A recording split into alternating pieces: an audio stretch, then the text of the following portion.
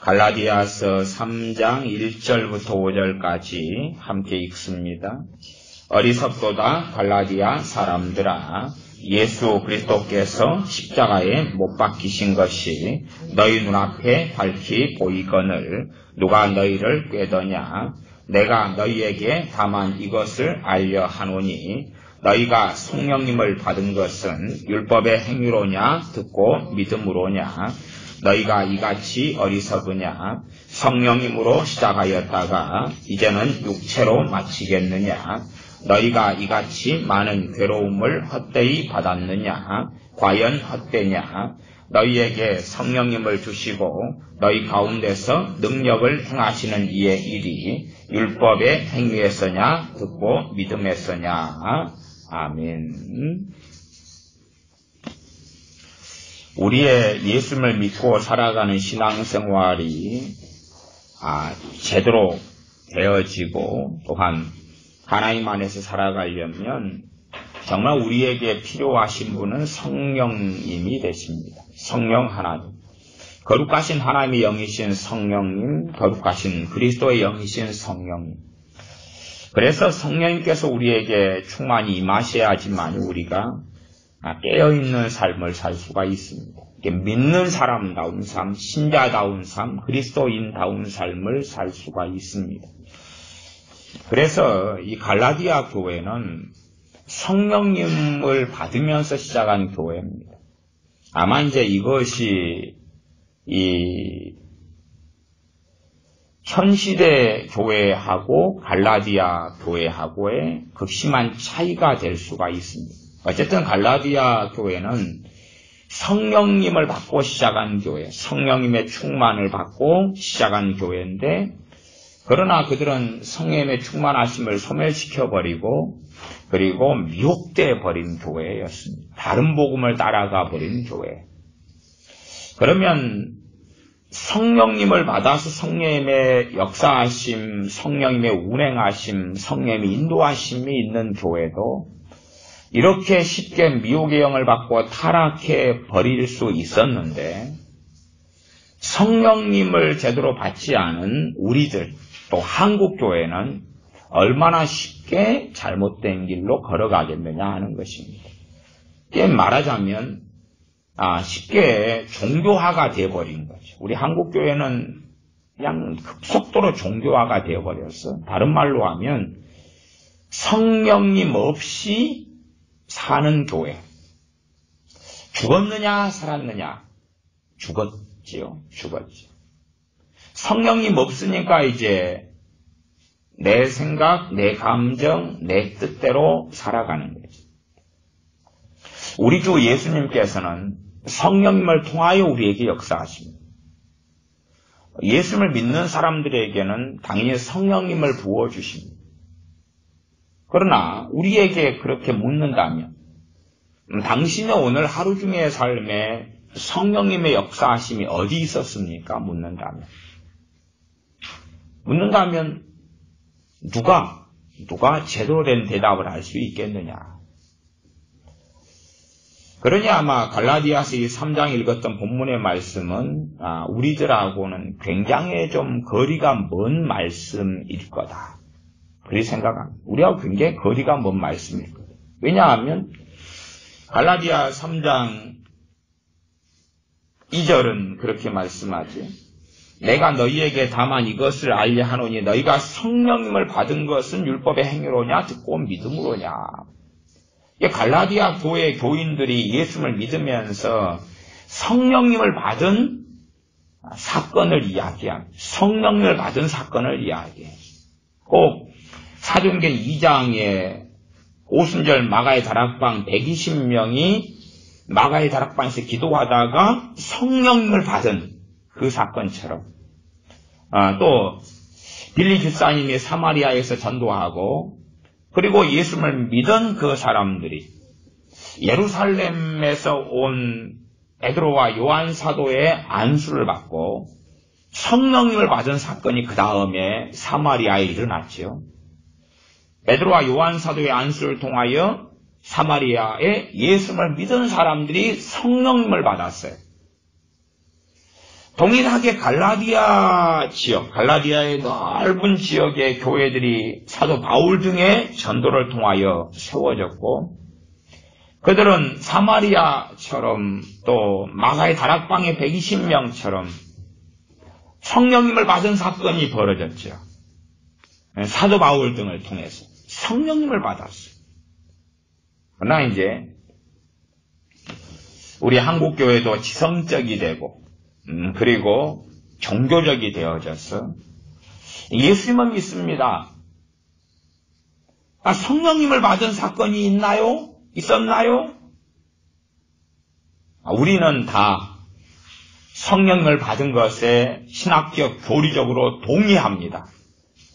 우리는 언젠가 받았을 거예요. 언젠가 받았을 거예요.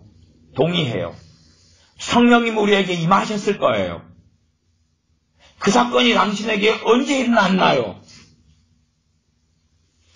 예수를 믿을 때 일어났을 거예요. 그러면 아마 갈라디아 이 교회나 교인들을 사도 바울이 설득하는 것은 참 어려웠을 겁니다. 왜냐하면 받았다고 설득을 해야 되거든요. 먼저 설득을 해야 되지. 갈라디아서 3장 이것처럼 성령을 받은 그들이 다 경험한 그 사건을 가지고 이야기를 하면 안 되거든요. 당신들이 성령을 받은 것은 율법의 행위로냐 듣고 믿음으로냐? 그러면은 우리가 언제 받았는데요? 무슨 말을 하시는 거예요, 당신은? 우리 소위 말하면 첫째는 모태신앙 우리 자녀들처럼 아무것도 없거든요. 또 지금 현재 한국교회 대부분의 교인들처럼 아무것도 없거든요. 소위 말하면 폄하시키면 그런 말이죠. 체험신앙. 폄하시키면 체험신앙. 성령님을 받은 그 체험. 다른 말로 하면 성령 체험이라 그러기도 합니다. 아리토리 목사님의 표현일 거예요. 성령 체험. 성령 체험을 했느냐? 성령님을 받은 사건이 있었느냐? 근데 우리 한국 교회는 체험신앙 그러면 당신 오순절 파냐? 당신 순복음이냐? 그렇게 터부시를 하고 당신은 은사파냐? 그렇게 대부분 터부시하고 우리같이 지성인, 우리같이 배운 사람들은 그런 거 중요하지 않아. 그냥 성경을 믿고 예수를 믿으면 되는 거지. 그런 거 중요하지 않아. 근데 사실은 왜 성령을 받는 것이 중요하지 않게 되었을까? 왜 성령님을 받는 게 중요하지 않게 되었을까? 그건 특별한 게 아닙니다. 그건 인간 본성 때문에 그렇습니다. 인간 본성 때문에. 어떤 인간 본성이냐 그러면 성령님을 받으면 성령님께서는 우리와 싸웁니다. 성령님을 받으면 성령님은 우리를 협력하고 협조해 주시는 게 아닙니다. 이게 많은 사람들이 성령님을 구해왔습니다. 근데 어떤 성령님을 구해왔냐 그러면 자기에게 협력하고 협조하는 성령님. 자기가 삶을 살아나가는데 좀 재미가 없어요. 이게 재밌게 하시는 성령님. 자기가 삶을 살아나가는데 무능해요. 그러니까 능력을 주시는 성령님. 능력을 주시는 성령님은 맞는데 어떤 무능이냐 그러면 사회적 무능, 직업적 무능, 학벌적 무능, 경제적 무능. 그러나 능력을 주시는 성령님은 내가 주님을 따라 살아가는데 무능한데 주님을 따라 주님을 위하여 사는데 능력 있게 하시는 성령님인데 다른 쪽의 능력인 거죠. 기술적 능력, 경제적 능력, 직업적 능력, 행복의 능력, 평안의 능력, 그런 능력의 성령님. 그러니까 성령님이 임하시면 그분이 주님의 영으로서 나를 이끌어 가시고 내게 순종을 요구하시고 내게 복종을 요구하십니다. 그러나 인간 본성은 내가 주인이 되기를 원해요. 내 뜻대로, 내 감정대로 내 생각대로. 감정도 그러지 않습니까? 내게 무슨 감정이 일어나면, 우리 주 예수님께서 주인이시면, 어떤 감정이 일어나면, 그 감정이 하나님의 말씀과 안 맞으면, 그 감정을 부서뜨리고 깨뜨려 버려야 되지. 그러나 우리는, 특별히 우리 한국 사람들은 감정적인 사람들이었어. 감정이 일어나면, 감정대로 살아가는 거예요. 감정이 일어나면 감정대로 살아가요. 감정이 일어나면. 우울한 마음이 생긴다. 그거에 따라서 살아가요. 그럼 일단 우울하니까, 내가 우울한 마음이 들고 우울하니까, 우울한 나를 진정을 시켜줘야 될 거 아니에요. 안 우울하게. 그래서 오늘은 우울한 마음이 드니까 안 우울하게 만들기 위해서 외식을 할까? 산책을 할까? 쇼핑을 할까? 아니면 친구하고 만날까? 전화 통화를 할까? 외로우니까, 외로운 마음이 들어요. 외로운 나를 진정시키기 위하여 어떻게 할까? 커피숍에 가서 커피를 한 잔 마실까? 영화를 볼까? 드라마를 볼까? 낮잠을 잘까? 친한 사람하고 통화를 할까? 외로우니까.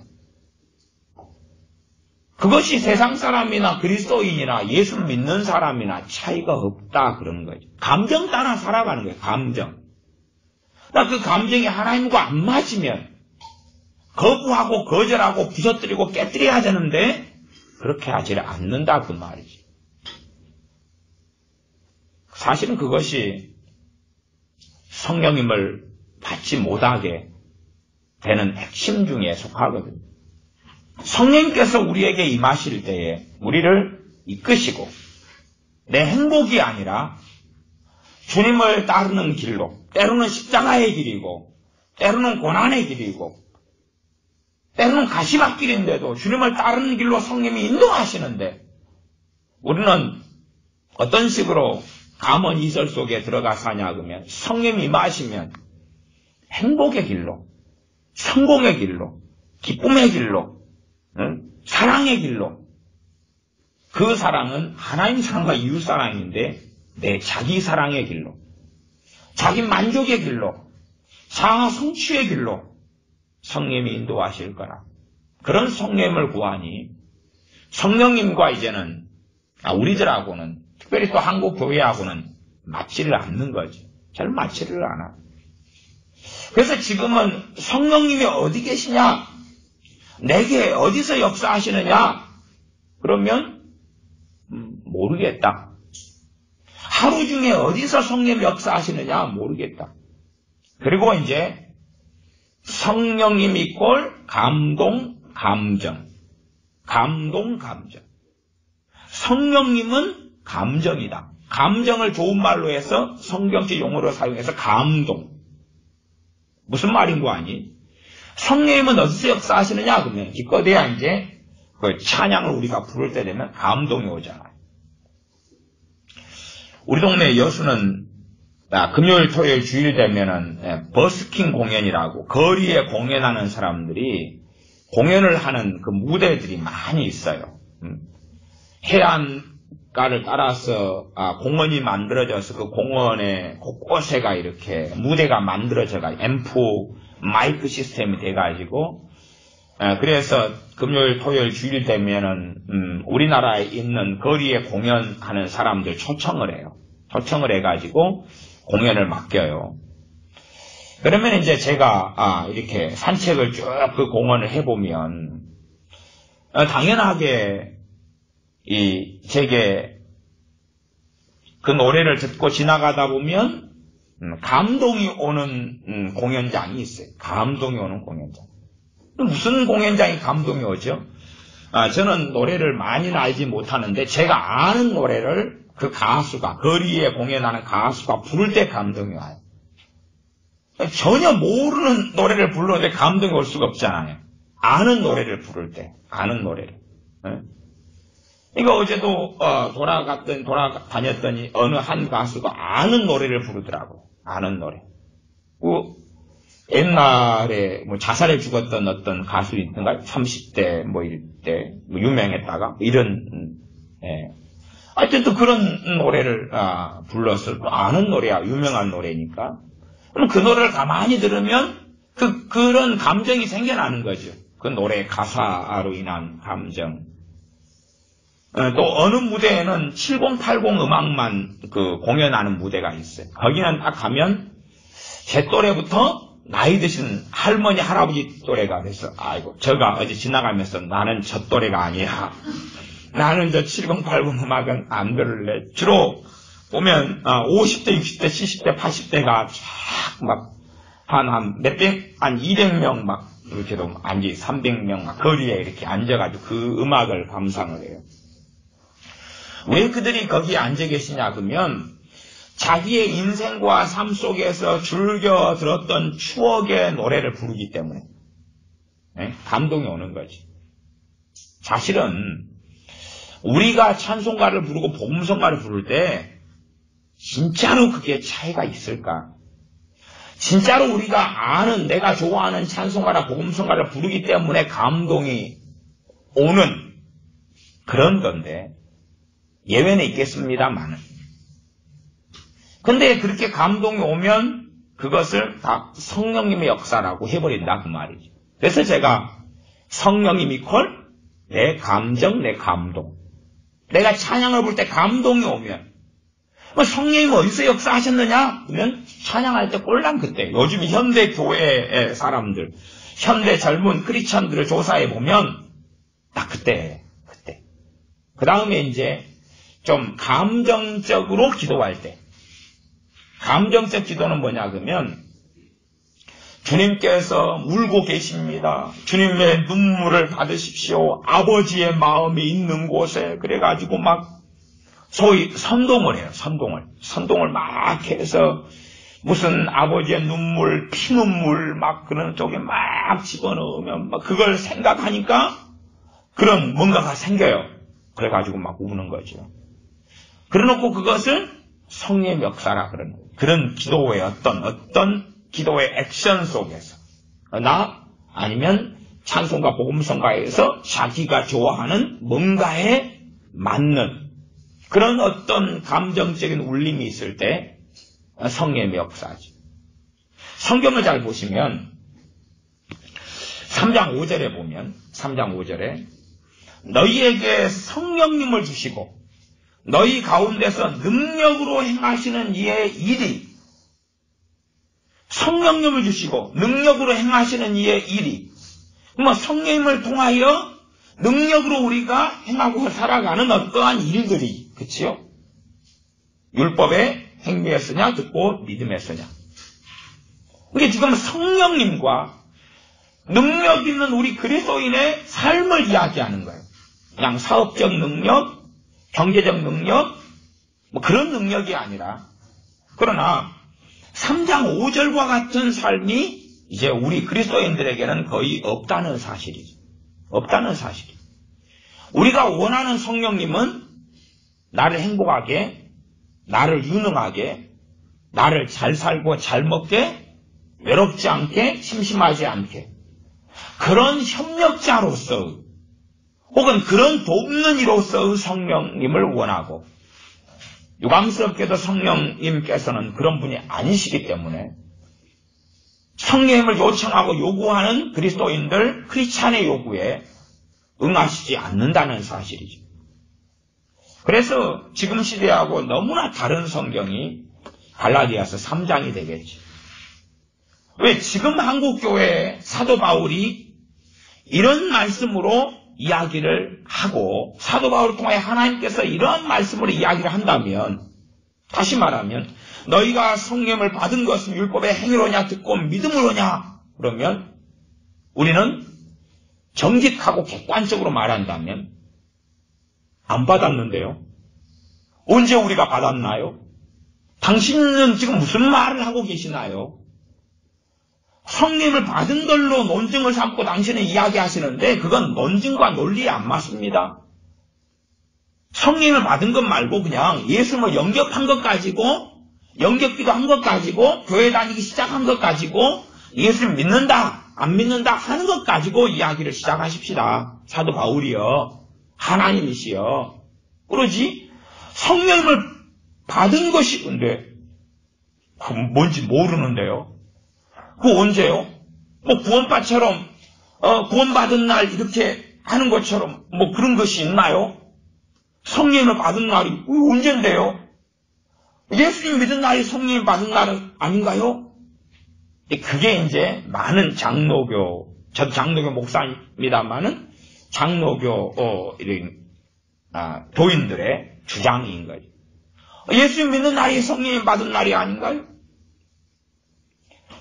그래서 참 이상한 궤변 속에 들어가서 살아갑니다. 120명의 성도들이 예수님 믿은 날과 성령 받은 날이 같아요? 틀려요? 틀리지요.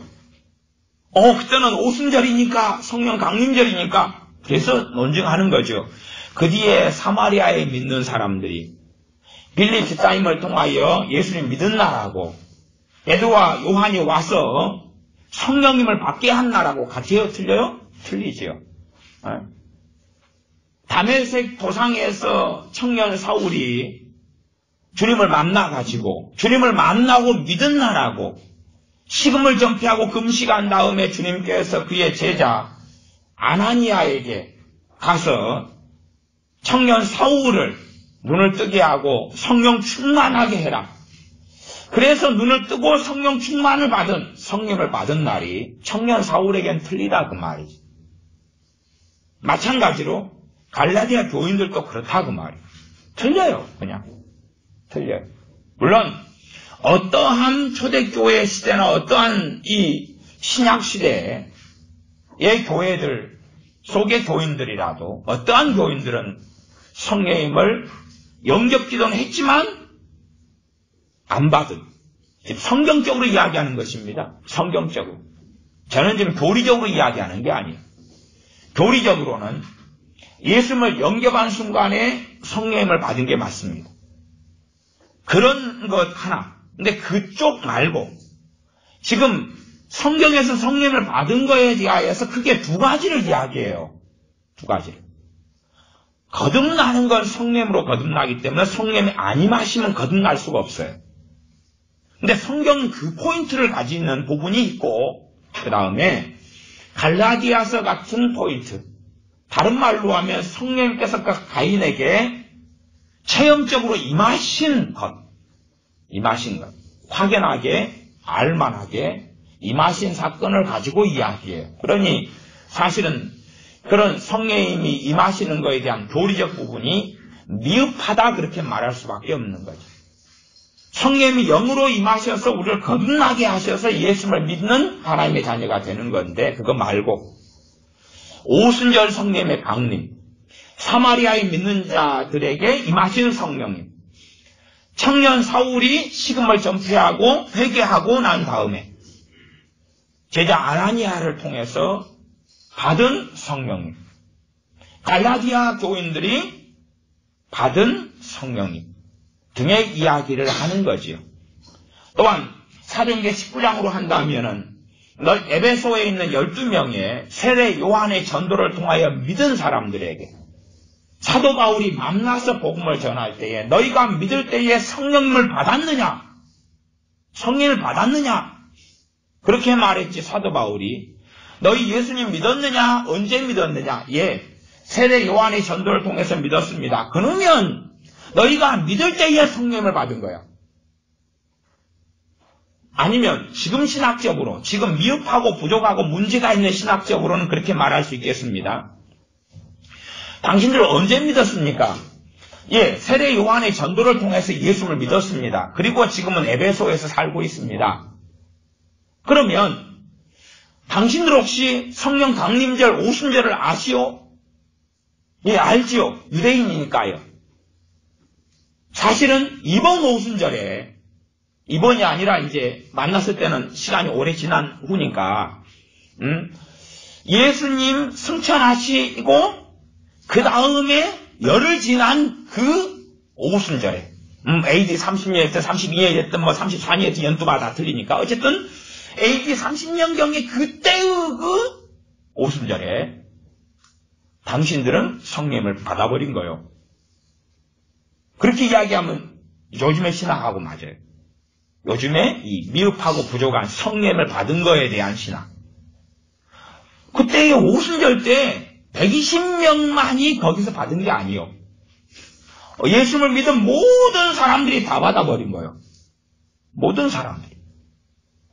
세례 요한의 전도를 통해서 예수를 믿은 사람들은 세례 요한은 순교를 진작 했잖아요. 진작 죽었어요.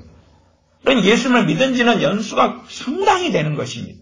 그러나 그들은 아직 에베소에 12명이 있었는데 성령을 안 받았다고 말이에요. 너희가 믿을 때 성령을 받았느냐? 그러니까 우리는 성령님이 계심도 알지 못한다. 성령님이 계심도 알지 못한다.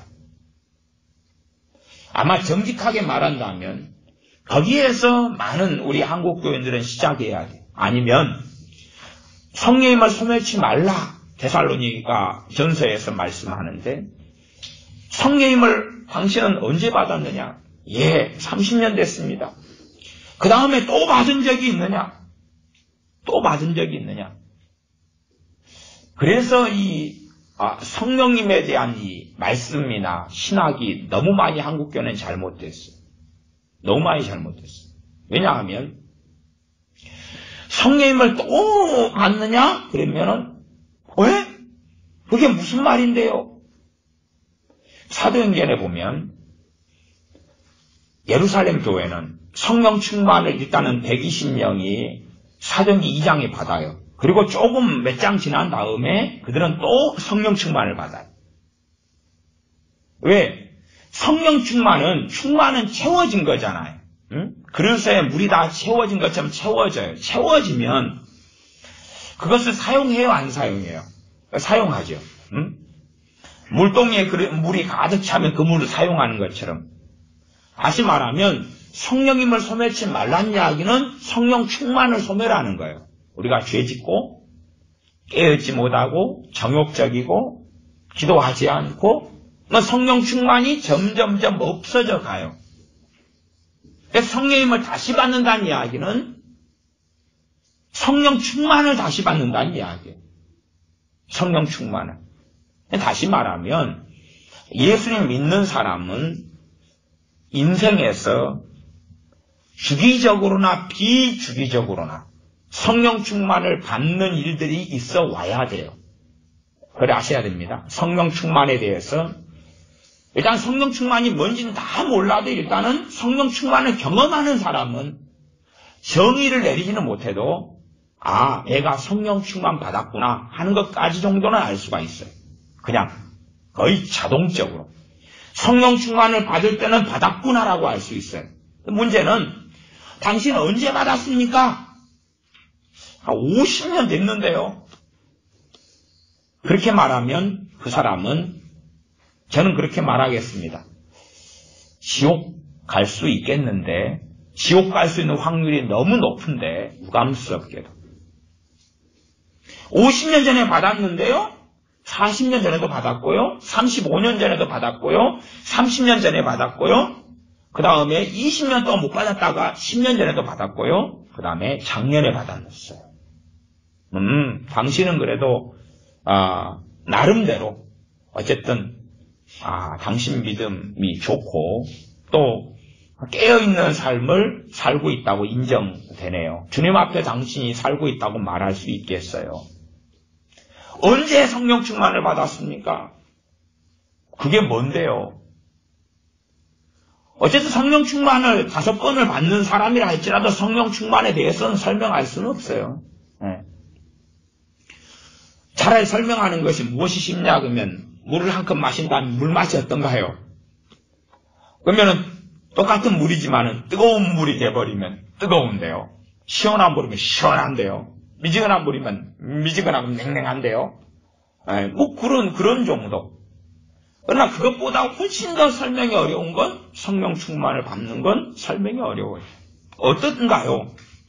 눈물이 계속 나오는데요. 어떤가요? 계속 평안이 와요. 어떤가요? 당신의 삶의 문제는 해결됐는가요? 아니 해결이 안 됐는데 그냥 견딜만 해지네요. 그러니까 우리는 성령 충만 받으면 문제 해결 안 되거든요. 문제 해결 안 되거든요. 문제 해결의 걸음을 인내의 힘을 가지고 걸어갈 수 있는 그 능력이 성령 충만을 통해 주어지는 거거든요. 나 소멸해버리면 또 안 그렇거든요. 이제 성령 충만 받으셨나요? 에이, 받은 거라고 합시다. 받은 거라고 합시다. 그게 이제 끝장난 한국교회예요. 끝장난 우리들. 끝장난 우리들. 언제 성령 충만 받으셨나요? 당신 몇 년 믿으셨나요? 15년요. 언제 받으셨나요? 15년 전에요. 그러면 모태신앙은 아니에요. 예. 믿을 때 뭐 그 해든지 그때 받았습니까? 근데 우리 자녀가 몇 살이니? 예, 25살요? 성령 충만 받았어? 뭔데요? 그걸 모태신앙이라 그러죠. 다시 말하면 극단적으로는 죽어봐야지 천국인지 지옥인지 외부 사람들은 아는 거죠. 응? 왜? 저 사람이 죽었는지 살았는지를 모르는 거예요. 사람은 꼬집어 보면 되겠지만, 응? 아니면 기계를 통하여 호흡을 하고 있는지 안 하고 있는지, 아니면 목에다가 손을 대서 살아있니? 죽었니? 코에다가 손을 대서 살았니? 죽었니? 그러면 알겠지만, 신자들의 많은 사람은 죽었는데도 살았는지 죽었는지 모릅니다.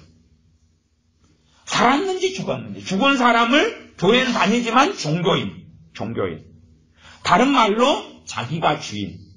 자기 생각, 자기 감정, 자기 판단으로만 살고 성령님을 받았으면 성령님은 전적 타자입니다. 다시요. 제가 신학적인 용어를 설명해 드릴게요. 제가 신학대학원을 갔더니 전적 타자 이야기를 많이 해요. 하나님에 대해서 전적 타자다. 성령님에 대해 전적 타자다. 그래서 무슨 야구인가? 타자. 무슨 야구인가? 전적 타자가 무슨 말이야? 한참 고심을 했어요. 신학대학을 4년 다닌 다음에 대학원을 온 친구들은 신학대학 때 타자란 말이 뭔 말인지를 배워서 공부를 했는데 저는 이제 대학 다음에 대학원을 또 늦게 가서 그게 신학적 용어는 또 잘 몰라요. 신학책은 그때는 많이는 안 봐가지고. 전적 타자란 말은 뭐 다른 존재란 이야기. 내가 아닌 다른 존재란 말이에요. 내가 아닌. 아니 내가 결혼해서 내 자식을 낳아도 내 자식은 다른 존재잖아요. 그래서 갑자기 아빠가 길을 걸어가는데 갑자기 안에서 정효가 들어가 있어가지고 아빠 배고파. 그것은 정효가 전화를 해가지고 아빠 배고픈데 치킨 사올 수 있어요? 피자 먹고 싶어요? 그래야지만이 전적 타자란 말이에요. 다른 존재란 말이에요. 내 속에서 내가 내 자식을 낳았지만 다른 존재인 거예요. 그것처럼 성령 하나님께서 우리에게 임하셨는데 이분은 존재적으로 그분은 삼위의 하나님뿐만 아니라 최소한은 기본적으로는 다른 분이다 그 말이에요. 다른 분. 그러면 내가 어떤 감정을 느끼고 그 다음에 성령 하나님도 삼위의 하나님 되시는 거룩하신 성령님도 어떤 생각이 있겠죠. 어떤 생각. 믿는 사람 안에 임하셨는데 어떤 생각이 있으실 거 아니에요. 그것을 나는 내게 임하셨기 때문에 내가 얼마간 그것을 경험할 수 있어요. 내 생각과 성령님의 생각. 내 감정과 성령님의 감정. 그 성령님의 감정이 내게 오는 것이 감동이라 그러죠.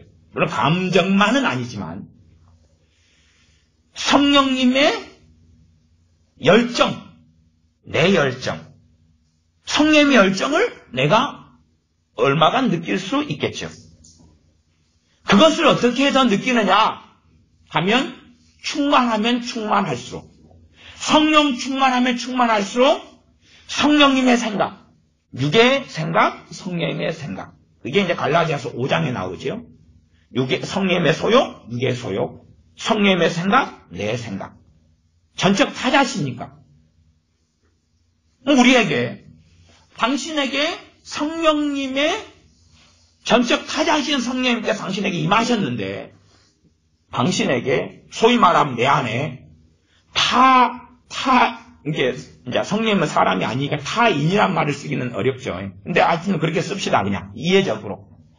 이분 내 안에 다른 존재이신 거룩하신 하나님의 영이 그분은 인격체이시고 그분은 말씀을 하시고 감정이 있으시고 생각을 하시고 그분은 거룩하신 하나님의 영이시고 그분이 내게서 내가 그분의 존재를 느낄 수 있는가? 내가 그분의 생각을 경험하는가? 내가 그분의 감정을 경험하는가? 내가 그분의 뜻을 경험하는가? 내가 그분의 능력을 경험하는가? 내 능력 말고 그분의 능력. 그걸 물으면 없는데요. 우리의 대부분은 그게 없는데요. 그게 뭔데요? 그게 뭔데요? 그것을 알 수 없는데요. 다른 말로 하면 최소한은 둘 중에 하나단 이야기죠. 성령 충만을 안 받았거나 받았는데 다 소멸해버렸다 그 말이죠. 그러면 성령 충만을 받았는데 다 소멸했다. 그건 무슨 말이냐? 성령님과 나하고는 안 맞다. 가는 길이 틀리다 그 말이에요. 가는 길이 틀리다. 성령 충만을 다 소멸하지는 않았다면 내게는 뭐가 있다는 이야기예요? 드물지라도 성령님의 감동, 성령님의 생각, 성령님의 소욕, 성령님의 역사. 드물지라도 예를 들어 성령님의 열매들 가운데 사랑과 희락과 화평과 오래 참음, 자비, 양선, 충성, 온유, 절제 같은 것을 드물지라도 경험을 한다 그 말이에요. 충만하다 그러면 성령의 열매는 많이 경험해요. 사랑 그러면 예를 들어 성령 충만하다 그러면 첫째는 하나님의 사랑을 경험을 해요. 하나님의 사랑. 이게 말하자면 무엇은 거짓말이 되냐 그러면 성령 충만하지 않은 사람들에게 하나님께서 여러분을 얼마나 사랑하시는 줄 아십니까? 그러면 거짓말이 돼요. 신학적 교리적으로는 맞는 이야기인데 하나님의 사랑을 그렇게 아무리 주장한다 해도 그들은 경험할 수 없어요. 하나님의 사랑을 누구를 통해 경험하게 됩니까? 진리의 말씀, 진리의 영이신 성령님을 통하여 말씀을 사용하시는 성령 또한 성령님을 통하여 하나님의 사랑을 경험해요. 그런데 성령 충만을 다 소멸했거나 성령 충만을 안 받았어요. 그런데 하나님의 사랑을 아무리 설명해도 그것은 뭐냐 그러면 그림 속의 떡이고 그림 속의 호랑이고 그런 빛 좋은 게살구라요. 그냥 말장난에 불과한 거지. 하나님의 사랑을 아무리 심지어 하나님의 평안을 아무리 이야기해도 하나님의 평안은 성령님을 통하여서 내가 누리는 거예요. 성령 충만이 점점 사라져가면 하나님의 평안도 내가 경험하는 것도 드물어지고 약해진다 그 말이죠. 그러니 평안은 어디 있느냐? 없어요. 단지 마인드 컨트롤 아니면 뭐 요즘에 예수 믿는 사람은 그런가 하면 저주받습니다. 뇌호흡, 단전호흡 그런 식으로 마음 관리하는 것 그런 걸로 평안을 느낀다? 정말 이상한 사람들인 거죠. 그러니까 성령 충만이 사라져버리면 성령님을 전적인 타다이신 그분을 내가 경험하는 것, 그분과 함께 사는 것은 살긴 사시지만 내 안에서 그러나 내가 경험하고 누리고 도움받고 인도하심 받는 것은 극히 어려워져 버리고 말이죠. 그래서 이 갈라디아 교회의 교인들도 성령님을 받은 건 이제 그것은 의심의 여지가 없어요. 이들은 성령 충만을 받은 일이 정확히 있거든요. 정확히. 그런데 그들의 소수를 빼놓고는 다수는 성령님을 소멸해버렸어요. 특별히 어떨 때에 미혹에 빠지고 어떨 때 갈라디아 교회들처럼 다른 복음에 빠지기 쉬우냐. 그러면 당연히 두 가지죠.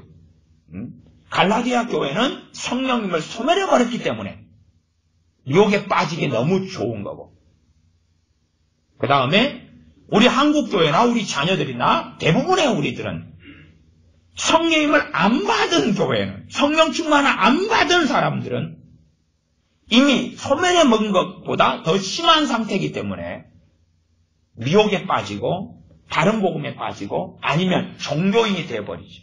종교인이.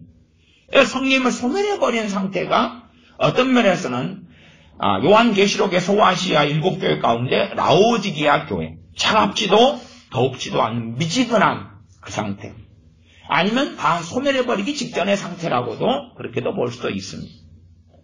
그래서 우리에게 정말 중요한 것은 성령 충만을 받는 거예요. 성령 충만을 받는 거예요.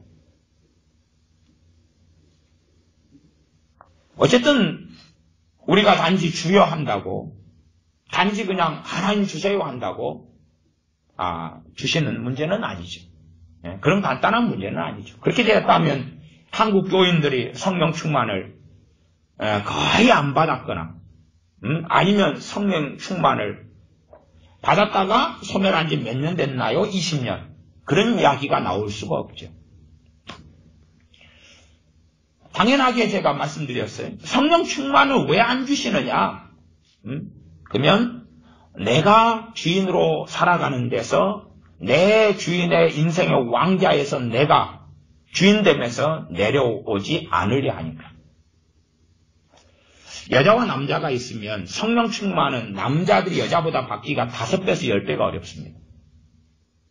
그냥 제 논리입니다. 이유는 뭐냐 그러면 가정에서 누가 왕이죠? 남편이. 물론 안 그런 남편은 이제 여자들하고 좀 동등해져요, 수준이. 왕이 아닌 남자들. 일단은 식단이 남편 중심도 아니고 아내 중심도 아니고 애들 중심도 아니고 적당하게 버무려져 있어요. 적당하게. 그러니까 말하자면 남편이 싫어하는데 아내가 좋아하는 거, 아내가 싫어하는데 남편이 좋아하는 게 적당하게 섞여 있는 거예요. 그것 가지고 안 싸울 정도. 물론 애들이 좋아하는데 애들 중심으로 식단이 형성되면 안 됩니다. 애들 중심으로 식단이 형성되면 애들이 영양의 불균형이 와가지고 그냥 아주 건강이 안 좋아져 버려.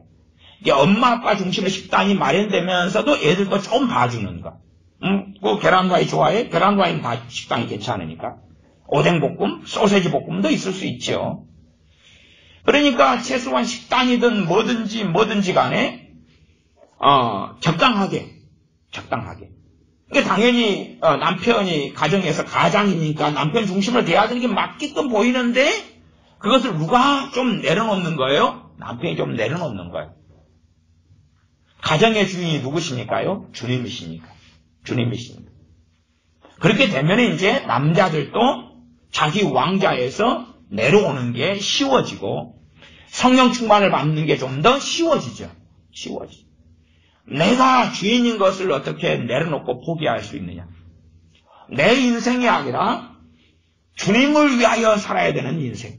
갈라디아 2장으로 한다면 2장 20절에 내가 그리스도와 함께 십자가에 못 박혔나니 그런즉 이제는 내가 산 것이 아니 오직 내 안에 그리스도께서 사신 것이라. 이제 내가 육체 가운데 사는 것은 예수를 믿은 다음에 내가 사는 이유가 뭐냐? 예수를 믿은 다음에 내가 왜 사냐? 그 갈라디아서 2장 20절. 내가 왜 사냐? 이제 내가 육체 가운데 사는 것은 나를 사랑하사 나를 위하여 자기 몸을 버리신 하나님의 아들을 믿는 믿음 안에서 사는 것이라. 믿음 안에 살아가는 삶. 믿음 안에 누구를 위해서요? 주님을 위해서 사는 삶. 그런 삶 속에서 이제 믿는 사람은 성령 충만을 받을 수 있어요.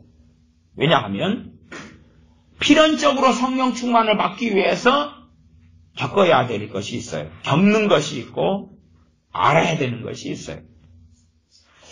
고린도 후서로 이야기한다면 사도 바울이 육체의 가시고 사탄의 사자 때문에 고통을 너무나 많이 겪어서 그 사도 바울 같은 인내심을 가진 어지간히 참을성을 가진 사람은 드물 거예요만은 사도 바울은 그 육체의 가시 사탄의 사자 때문에 떠나기를 3번이나 주님께 간구를 했어요.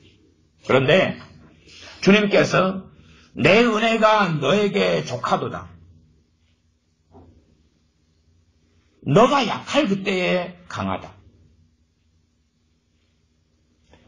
사도 바울이 육체의 고통을 막 겪으면, 여러분도 이제 육체의 고통을 겪으면 뭐 치통을 막 앓는다든지 3일을 치과에 갈 시간이 없어서 등등 한다면 여러분이 얼마나 보잘것없는 존재인지를 경험하게 되어지죠. 얼마나 보잘것없는 존재인지. 누가 아직 밥대 전이니까 누가 정말로 막 길을 걸어가는데 설사가 막 쏟아지려고 그러더래. 설사가 쏟아지려고 그러더래. 근데 자기는 신사고 자기는 사회적 지위와 체면과 명성을 가진 사람이고. 근데 이제 참대 참다 못해서 화장실을 찾는데 근처에가 없는 거예요. 없어요. 근처에가 없는 거예요. 도대체 어떻게 하나 그리고 발을 꽁동 구리다가 정말로 쏟아질 것 같으니까 그 다음에 눈에 뵈는 게 없더래요. 바로 옆집에 옆집 바로 눈에 띄는 집에 들어가서 문을 두드려. 문 좀 열어달라고. 그래서 문을 양복 입은 사람이 넥타이 매고 그 사람이 시의원. 삼선 시의원. 두드리고 그래서 당신 왜 그러냐고 그랬더니 신분을 밝힐 수는 없잖아요. 화장실 좀 내가 급해서. 그러니까 아직 덜 급할 때는 체면과 자존심을 유지하고 가다 보면 공중 화장실이라도 어디 있겠지. 가다 보면 뭐 커피숍에 가서 커피 한 잔 마시면서 화장실 다 있잖아요. 다 이용하고 그렇게. 아니면 정육대도 가까이 오니까 가다 보면 식당이 있으면 레스토랑 같은 데서 딱 시켜놓고 화장실 딱 갔다 와서 편하게 앉아서 칼질하고 딱 일 보러 들어가면 되겠지 생각했는데 커피숍도 안 보이지. 급해지지. 레스토랑도 없지. 그러니까 주택가를 지나다가 이제 문을 두드리는 거예요. 화장실 좀 이용하게 해달라고. 그래갖고 이용하고 그냥 아이고 살겠다. 그 다음에 이제 체면과 자존심이 또 살아나는 거죠.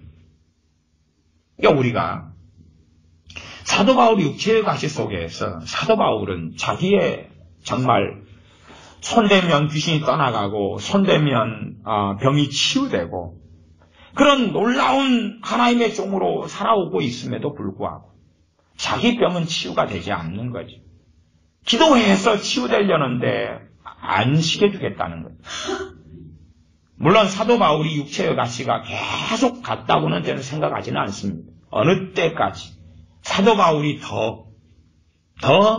우리보다 더 낮아졌고 우리보다 더 겸손했지만 그러나 하나님의 기준에서는 그는 더 낮아질 것, 그는 더 엎드릴 것, 그는 더 겸손할 것이 있었다고 말이지. 아마 모르긴 몰라도 우리가 정말로 믿음이 좋아지고 정말로 헌신되고 정말로 하나님의 놀라운 더한 능력을 받고 사도 바울의 믿음의 수준과 신앙의 수준에서 하나님께 쓰임받으면 어느 때는 육체의 가시가 올 거겠지. 왜? 그 정도 되면 또 낮아질 게 있을 테니까. 더 주의하고 조심할 게 있을 테니까. 또 우리는 우리 수준에서고. 어쨌든 성령 충만을 받으려면 우리의 무능함 속에서 엎드려야 되는 거지. 우리의 무능력함, 우리의 무능함. 그 고린도 후서에 있는 사도 바울 육체의 가시와 같은 이유입니다. 영적 원리는 동일해요. 내게서 강하시려면 내가 강해지는 게 아니라 성령님이 내게 충만히 임하시고 역사하셔야 되는 거지.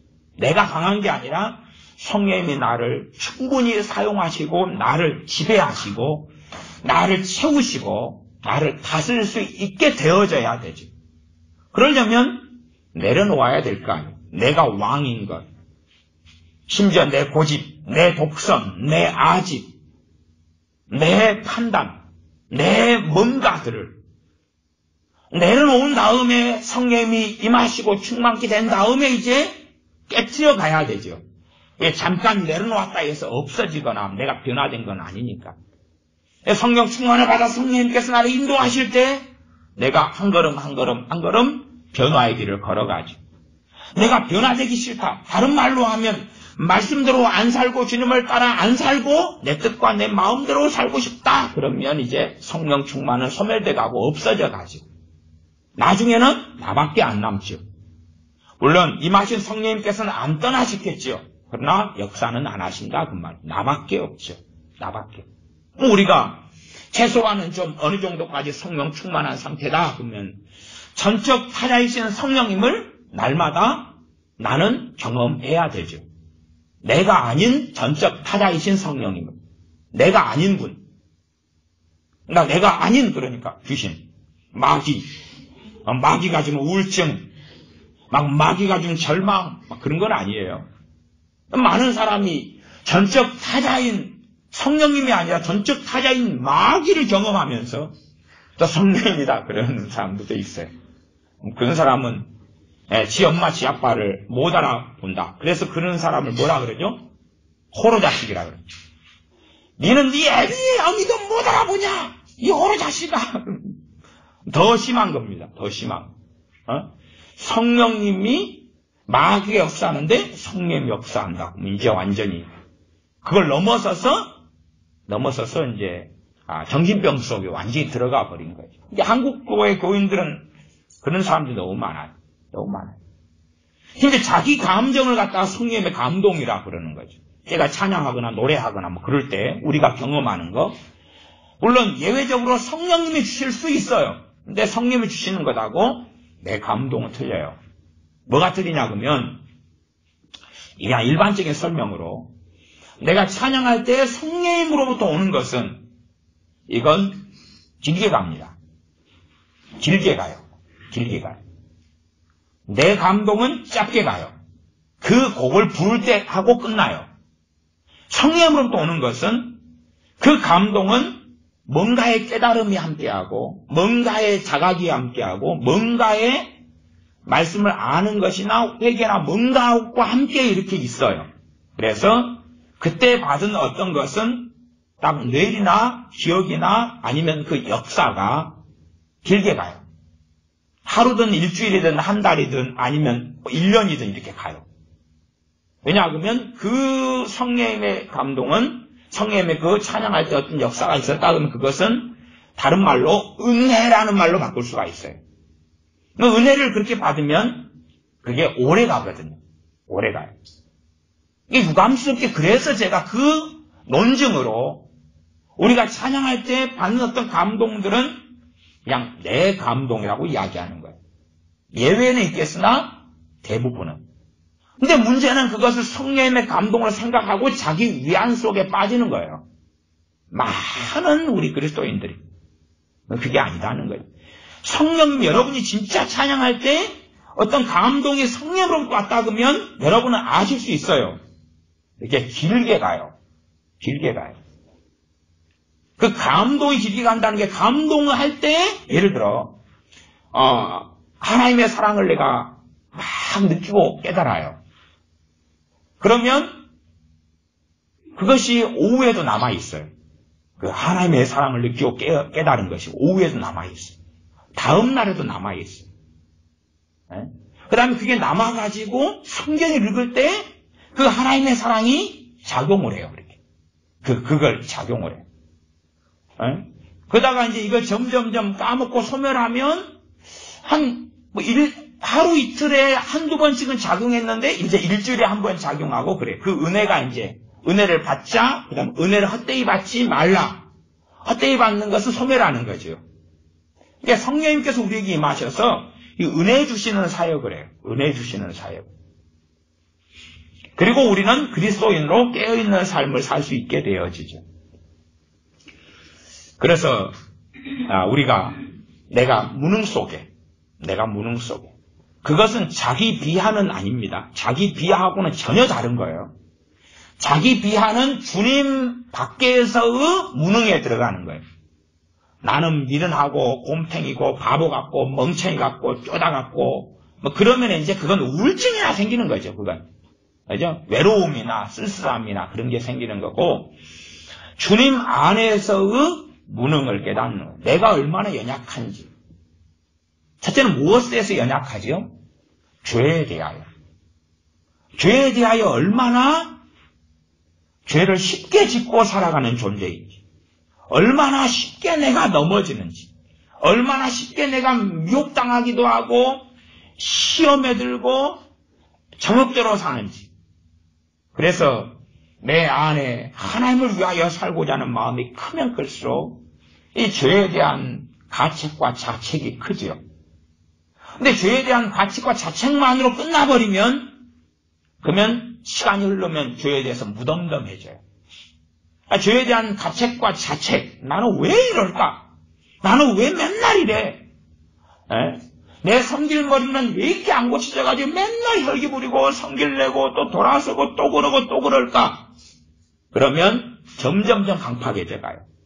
왜? 그 다음에 점점 성질 부려도 합리화하고 아무렇지도 않거든요.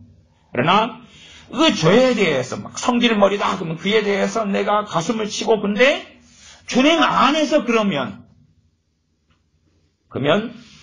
주님을 찾고 기도하게 되어지죠. 내 무능 때문에, 내 부족함 때문에 하나님을 정말 기쁘시게 하고 싶은데 그렇게 하고 살지 못하는 나 때문에 하나님의 도움을 구하지요. 그 이유 때문에 성령이 임하신 거다 그 말이죠. 하나님의 자녀가 하나님을 기쁘시게 하고 살고 싶어요. 근데 그렇게 못 살아요.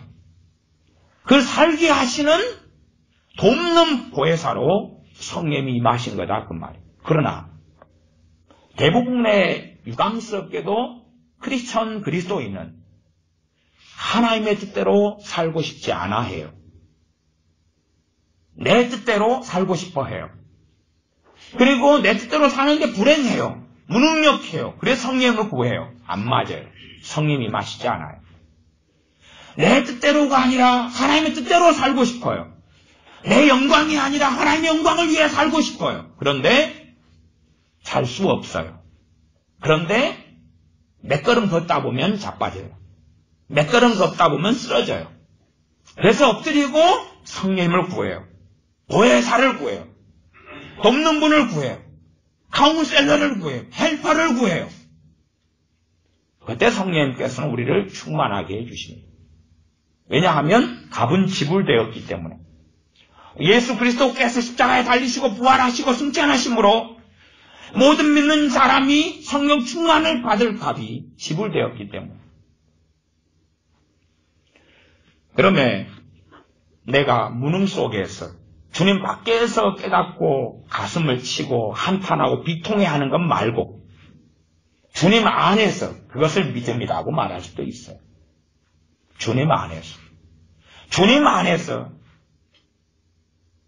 성령님이 임하시는 것에 대한 값이 지불되었기 때문에, 믿고 성령님을 받을 수 있기 때문에, 주님 안에서 내가 말씀대로 살고 싶은 열망, 하나님을 기쁘시게 하고자 하는 열망, 그것이 있어서 성령 충만 받으려면 그래서 몇 가지가 필요한 거지. 그냥은 아닌 거죠. 그냥 뭐 아무 생각 없이 우리가 성령님이 임하여 주소서, 성령님을 사모합니다. 그런다 해서 되는 문제가 아니라 예수님을 믿었다면 왜 어떻게 복음이, 어떻게 믿음이, 지옥 가야지 마땅한 나인데 예수님의 십자가를 통하여서 그분의 고난, 그분의 죽으심, 그분의 십자가에 못 박히심. 아마 저 같은 사람은요, 저를 거꾸로 이렇게 딱 매달아 놓고 코에다가 고춧가루 물만 부으면서 너 예수님 부인해. 그럼 안 부을게. 그러면 저는 딱 부인할 겁니다. 저는 고춧가루로 코에다가 이렇게 막 고춧가루 물을 부어버리면 그런 고통을 잘 못 참아요. 이 치통 같은 건 참는데, 치통은 참는데, 이 막 물고문은 그게 저는 최고 어렵더라고요. 그걸 좀 당해보면, 그 물에다가 머리를 갖다 넣어가지고 막 30초 이렇게 막 물속에, 제가 준비돼가지고, 내가 잠수하는 것은 상관없어요. 물속에 잠수하는 건 상관없는데, 그거 아니고 고문 속에서 호흡이 조절되지 않은 상태에서, 물에다가 집어넣고 막 고통을 받게 하고, 코에다가나 고춧가루 물을 과거에 막 고문하는 것처럼 붓고 그러면 예수님 안 믿겠습니다. 그리고 이제 도망간 다음에 다시 회개하겠죠. 살아나면. 그러니까 제 믿음이란 그런 고문 같은 거에서 그런 믿음이란 것은 사실은 고통 앞에서는 별거 아니에요. 사도 바울에게도 주님께 사도행전에도 두려워하지 말라고 말씀하는 거예요. 왜? 사도 바울도 두려우니까. 베드로한테도 두려우니까. 베드로는 주님과 함께 3년을 살다가도 주님 3번 부인하잖아요. 우리 사람이란 존재는 그런 존재. 주님을 그렇게 사랑해서 베드로 사도는 내가 주님을 위하여 죽기까지 하겠습니다. 그래도 사실은 못 그러는 거예요. 고문 당한 것도 아니고 위협을 못 견뎌요. 위협을. 여호수아 같은 그런 놀라운 장군도 태양아 멈추어라 그러지만은 하나님께서 여호수아 1장에서부터 뭘 말씀하십니까? 두려워하지 말라, 놀라지 말라. 두려움이 없는 사람한테 두려워하지 말라 그러면 웃을 거 아니에요. 택도 없는 소리 하지 마시오 그럴 거 아니에요. 근데 여호수아는 놀램, 두려움 이런 게 많아요. 디모데에게 두려워하지 말라고. 하나님을 주시는 건 두려워하는 마음이 아니라고. 그러니까 디모데가 소심증, 두려움 이게 참 많았구나. 이런 거 우리가 알 수가 있지. 이 놀라운 하나님의 종들도 똑같은 사람인 거예요. 똑같은 사람. 아브라함이 왜 지 마누라를 팔아먹습니까? 뭐 때문에 그래요? 죽을까봐. 살려고. 두려움 때문에. 왜 아브라함의 아들 이삭이 지 마누라 팔아먹습니까? 두려워서 죽을까봐. 살려고. 그래서 그것을 부전자전이라 그러죠. 대를 이어서 충성하자. 아버지도 엄마 팔아먹고 한지산 챙겼으니까 나도 내 마누라 팔아먹고 한지산 챙기자. 그리고 다 한지산 챙겼어요. 애 잡으면 데리고 와서 이제 동침을 하려는데 그러기 전에 하나님 나타나시는 꿈에 내 놈은 그래가지고 돌려보내라 그렇게 하셔서 하나님의 보호로 넘어갔지만은 두려움 때문에, 믿음 때문이 아니라 어느 때는 믿음이 있었고 어느 때는 두려움이 있었고 그런 거예요. 사람이란 우리는 그래요. 내 무능함 앞에서 하나님을 위하여 살고자 하는 그 마음, 헌신, 열정 그게 첫 번째입니다. 똑같이 예수님을 믿으면서도 하나님을 위해서 안 살겠다. 똑같이 예수님을 믿으면서 예수님 때문에 구원받고 하나님의 자녀가 되고 죄가 용서받고 천국 백성이 되었는데 하나님의 영광을 위해 안 살겠다. 성령 충만 못 받습니다. 못 받아요. 그래서 사도행전 19장에 우리가 의문점을 하나 가질 수 있는 거예요. 19장에는 에베소에서 세례 요한의 전도를 통해서 만났던 12명에 대한 의문점. 어떤 의문점이냐 그러면 그들은 예수님을 세례 요한의 전도를 통해 믿었는데 왜 사도 바울은 다시 전도하는가? 너희가 믿을 때에 성령을 받았느냐? 그러니까 우리는 안 믿는다. 이게 아니라 성령을 모른다. 그런 거죠. 안 받았다? 그리고 모른다. 그러니까 사도 바울이 그 12명에게 다시금 복음을 전해요. 그 복음을 전하는 왜 복음을 다시 전할까? 믿었는데 그 여러 이유 가운데 핵심 중에 하나가 헌신 때문에 그렇습니다. 복음의 의미를 깨닫고 정말 예수 그리스도의 생명을 통해서 나를 대신하여 주님이 죽으셨으면 당신들도 갈라디아서 2장 20절처럼 예수를 위하여 죽어야 된다. 예수를 위하여 살다가 죽어야 된다. 예수님을 너희가 믿으면서 하나님의 백성이 되고 천국 백성이 되었는데 이때부터는 너희들의 인생이 아니라 값으로 예수님의 피로 산 예수님의 인생이다. 그러니 이제 너희가 예수님을 위해 살아야 한다. 예수님을 위해 살려는데 무능력한 거예요. 자기가 어떤 존재인지를 알죠. 어떤 성질머리, 어떤 연약함, 어떤 죄성, 어떤 타락, 어떤 과거, 어떤 현재들 가득하기 때문에 무능함 속에서 천부여 의지 없어 손들고 옵니다. 하나님 나로서는 안 됩니다. 그거 발버둥 치고 엎드릴 때 받는 게 성령 충만입니다. 일단은 그 두 가지 원리. 헌신되었는가? 정말 주님을 위해서 살고자 하는 마음이 있는가? 그걸 없다면 나는 예수님의 사람이 아니거나 아니면 실족해버린 사람이거나 종교인이 돼버린 거죠. 일단 그걸 잃어버렸다면 다시금 살려야 되는 것이 내 생명과 내 삶은 예수님의 피로 산 것이었어. 예수님을 위해서 살아야 한다는 거지. 가정이든 직장이든 인생과 삶이든 예수님을 위해서 살아야 한다는 거죠. 당연한 당위성. 복음을 전해 듣고 주님을 영접하고 믿으면서 예수님을 위해서 살아야 하는구나. 그걸 깨닫고 알고 작심하고 마음 먹어야 되는 첫 번째. 그런 사람이 좀 살아보면 알죠. 그렇게 살 수 없다는 것이. 안 된다는 것이. 심지어는 그렇게 살려 하는 예수님 위해 살려면 어떻게 해야 되느냐? 하나님의 뜻을 알아야 된다. 그게 성경 66권이다. 봤는데 흰 것은 종이고 검은 건 글자고 내용은 몰라요. 잘 몰라요. 깨달아지지 않아요? 알 수 없어요. 성령님을 통해서만이 진리 영이신 성령님을 통해서만이 말씀을 깨닫고 알 수가 있죠. 말씀도 깨달아지지 않는데 어떻게 말씀대로 살겠는가? 또한 말씀을 안다고 해도 아는 말씀을 어떻게 실천하겠는가? 그래서 예수를 믿는 신앙과 믿음은 내 능력, 내 힘으로 사는 것이 아니기 때문에 성령 충만을 받아서 성령의 도우심을 통해서 내 인생이 아니라 주님을 위한 인생, 주님을 위한 삶을 사는 것이 우리 그리스도인의 삶입니다. 우리는 사실 어떤 면에서는 제대로 된 복음에서도 출발하지 않은 것이 한국 교회일 수 있어요. 왜 모태신앙이 너 언제부터 교회 다녔느냐? 엄마 뱃속에서부터요. 교회 다닌 지 몇 년 됐느냐? 30년요. 그러면 너는 성령님을 받았느냐? 받았다고 하대요. 전적 타자이신 그분이 너에게 역사하시느냐? 그게 뭔데요? 뭔데요? 그게 없어요. 왜 그랬느냐 하면 복음을 제대로 안 받았거나 모르기 때문이죠. 최소한 복음을 제대로 받았다면 주님을 위해 살아야 하는데 주님을 위해 살아야 하는데 그리고 그러한 탄식, 그러한 고민, 그러한 열정이 있죠. 거기에서 이제 그러나 살 수 없는 자기를 발견하고 성령 충만을 주십시오. 내 힘, 내 능력으로는 살 수 없습니다. 성령 충만을 주십시오. 하고 간절히 엎드릴 때, 그럴 때에 우리에게 성령 충만을 주십니다.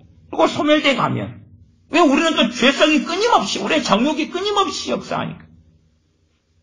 내 뜻대로 살아가고 성령 역사는 소멸되고 다시 엎드리고 다시 성령 충만을 구하고 성령 충만을 받고 그것이 기름 준비한 슬기로운 다섯처녀입니다.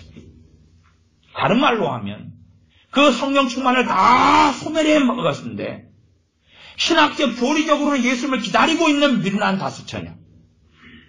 그러나 주님은 명백하게 문이 닫힌 다음에 나는 너희를 모른다 그랬어요. 미련한 다섯처녀는 예수님을 기다리고 있었어요. 재림을 기다리고 있었어요. 예수님을 믿고 알고 있었어요.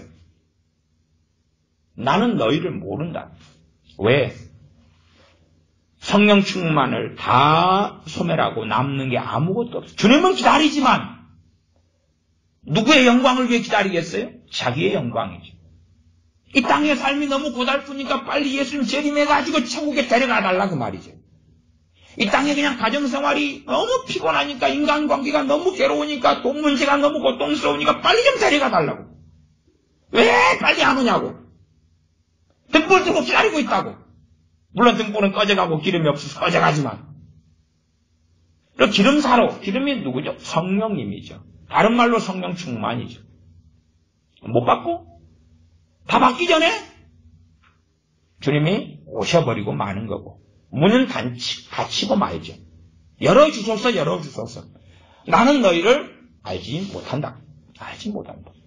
우리가 성령 충만을 받아야 되고 다 소멸하지 않고 또 좀 여러분이 뭐 보일러 기름을 빼거나 뭘 하거나 그러면은 보일러 기름 같은 건 다 떨어지기 전에 다시 채워 넣을 거 아니에요. 그렇죠? 겨울 되기 전에 채워 넣지. 겨울이 왔는데도 뭐 도시가스로 쓰는 분들은 잘 그러지만은 아직도 기름 보일러를 기름 들여가지고 막 쓰시는 분들은 겨울이 와가지고 난방해야 되는데 기름 안 들어놓고 냉골에서 살 수 없을 거 아니에요.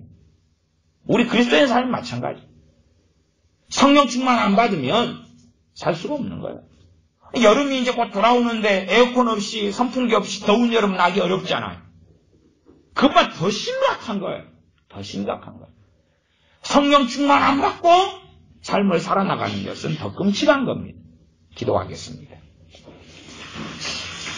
아버지 하나님, 우리가 첫째는 날이 갈수록 주님께 헌신되어져 있지 않습니다. 주님을 위하여 살아가는 인생과 삶이 아니라 이제는 나를 위하여 내 만족, 내 평안, 내 안락, 내 기쁨, 내 행복, 내 즐거움을 위해 살아가는 삶으로 우리가 살아가면서 하나님의 은혜도 구하고 기도도 하고 때로는 성령 충만도 구합니다만은 하나님께 들으심을 얻지 못하고야 맙니다. 우리가 그런 어리석고 완악한 사람들이 아니라 하나님을 위하여 살고자 하는 사람들이 되게 도와주시옵소서. 다시금 헌신되게 하시며 주님을 위하여 살고자 하는 열망을 가지고, 그러나 그럼에도 우리 자신이 얼마나 무능력한지, 우리 자신이 얼마나 내 힘으로는 그렇게 가능하지 않은지를 깨닫고 알아 주님 앞에 엎드리며 가슴을 치며 회개하며 엎드릴 때에 성령 충만을 부어주시는 주님을 만나게 하여 주시옵소서. 충만히 임하셔서 우리로 하여금 성령의 역사하심을 따라 하나님을 위하여 살아가는 깨어있는 슬기로운 다섯 처녀처럼 그렇게 주님 앞에 살아가도록 우리를 도와주시며 우리에게 성령 충만을 부어주시옵소서. 우리 주 예수님의 이름으로 기도하옵나이다. 아멘.